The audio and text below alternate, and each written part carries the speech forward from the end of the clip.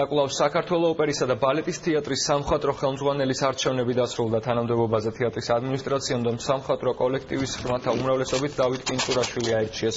არჩევნებში 305 ადამიანმა მიიღო მონაწილეობა, აქედან 218-მა ხმა კინწურაშვილს მისცა, ხოლო 79-მა ხმა ნიორაძეს დაუჭირა.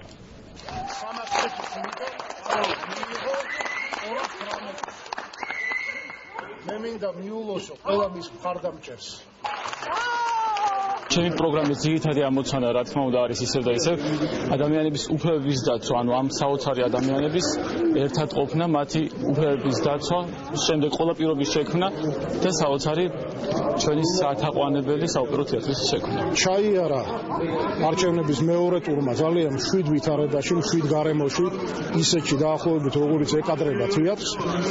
აქტიურობა იყო საკმაოდ მაღალი, 305 ადამიანმა მიიღო მონაწილეობა არჩევნებში. იყო გამჭვირვალე მთელი პროცესი, სამართლიანი, არც ერთი დარღვევა არ დაფიქსირებულა. ყავდა დამკვირვებლები, თითოეულ კანდიდატს ყავდა 2 თავის დამკვირვებელი, ასევე ყავდა მოწვეული დამკვირვებლების არასამთავრობო ორგანიზაციებიდან.